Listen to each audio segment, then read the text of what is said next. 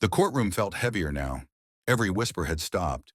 Every eye was locked on Karen and on Richard, the man who pretended to be her lawyer. Judge Judy's gavel rested quietly on her desk. She didn't need to slam it anymore. Her silence did the work. Karen's hands were trembling. She looked around as if there might be a way out, but there wasn't. The courtroom walls felt closer now. The fluorescent lights colder. Judge Judy finally spoke, her tone low but sharp. Ms. Mullins, you've wasted this court's time, insulted the system, and tried to manipulate the truth. Now tell me, why should I believe anything you say?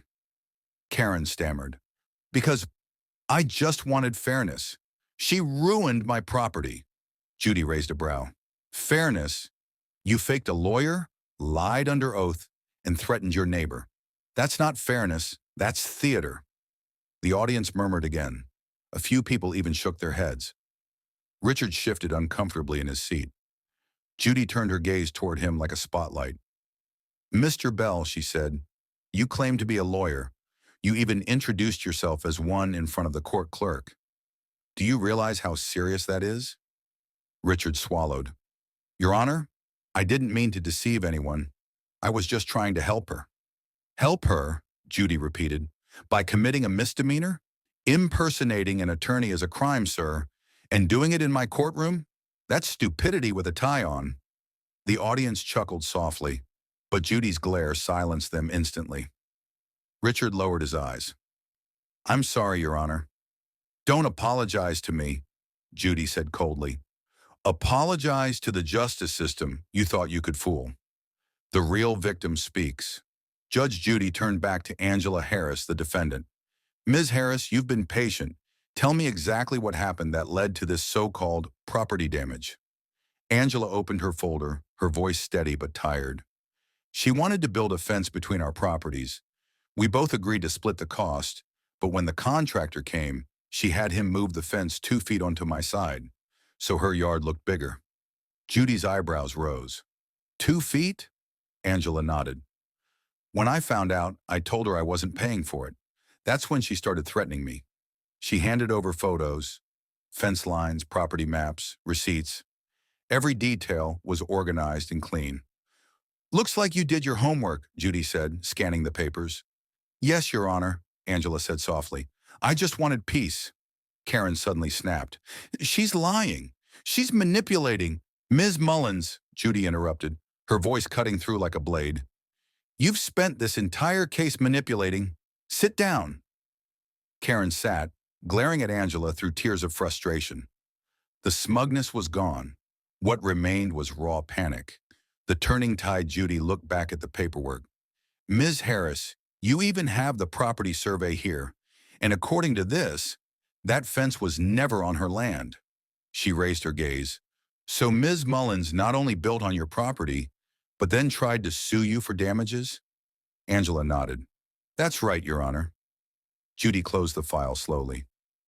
Well, isn't that poetic? The audience began to murmur again. The irony wasn't lost on anyone. The woman who cried victim was the one trespassing all along. Ms. Mullins, Judy said, I'm awarding $0 in your favor. In fact, I'm considering counterclaims from Ms. Harris. Karen's jaw dropped. Counter what? Counterclaims, Judy repeated, for emotional distress, false accusation, and property interference. Karen shook her head frantically. You can't do that. Oh, I can, Judy said, and I will. She turned to Angela. Do you have an amount in mind? Angela hesitated. Honestly, I just want the fence moved back and my name cleared. I'm tired of the threats. Judy nodded. You'll get both. The exposure. Judy signaled to the bailiff. Mr. Bird, please verify this gentleman's credentials. The bailiff nodded, stepping out briefly, then returned within minutes. Your Honor, he said, we checked the California Bar database. No record of a Richard Bell licensed anywhere in the state or in New York. A hush fell over the courtroom. Karen's mouth opened slightly, but no words came. Judy leaned forward. So not only did you lie, Ms. Mullins, you enlisted someone to impersonate a lawyer, and that someone doesn't even exist in any legal database. She paused. Tell me, Mr. Bell, What did she promise you in return? Richard's voice cracked. She said she'd pay me half of whatever she won. She said it was easy money. Judy's tone hardened. Easy money? You were about to commit a felony for half of a fantasy settlement? He looked down, ashamed. Judy sighed. You know, I've seen liars, manipulators, and con artists, but rarely do they walk in smiling and expect applause. She turned to Karen. Ms. Mullins, you've just demon. Judy straightened the papers in front of her and spoke clearly for the record. Case dismissed with prejudice. Plaintiff's claim is denied. Defendant's counterclaim for $1,000 in emotional distress is granted. Plaintiff and her companion are to vacate the courtroom immediately after this hearing, and Mr. Bell will be referred for further investigation. Karen's eyes filled with disbelief. No, you can't do this. She started it. Enough, Judy's voice thundered. You walked into my courtroom with lies, intimidation, and a fake lawyer. This isn't a game. This is real life. And in real life, karma doesn't care how confident you sound. The gavel came down once, echoing like a thunderclap. Karen slumped into her chair. Defeated Richard stared blankly at the floor. Angela, trembling slightly, let out a breath she'd been holding for weeks. Judy gathered her papers. Justice served, she said quietly. Next case. Eerie karma weeks later, what happened in that courtroom spread online like wildfire. A spectator had uploaded clips of the exchange to social media. Within hours, the video was trending. Woman brings fake lawyer to court. Judge Judy exposes both. It was everywhere. Comment sections flooded with disbelief, laughter, and outrage. Karen's smirk, frozen in one screenshot, became a meme overnight. But karma wasn't done with her yet. After the court a month later, Karen received a letter in the mail, a bill from the county's legal department. The state had opened an investigation into unauthorized legal representation. Under her name, if proven, she could face fines exceeding $10,000. The irony was bitter. She came to court trying to make money, and left owing more than she'd ever hoped to win. Meanwhile, Richard, or Mr. Bell, was summoned for impersonation charges. He pleaded guilty to avoid jail time and was sentenced to 200 hours of community service at a public defender's office. And Angela? She got her fence moved back, her property restored, and her peace of mind returned.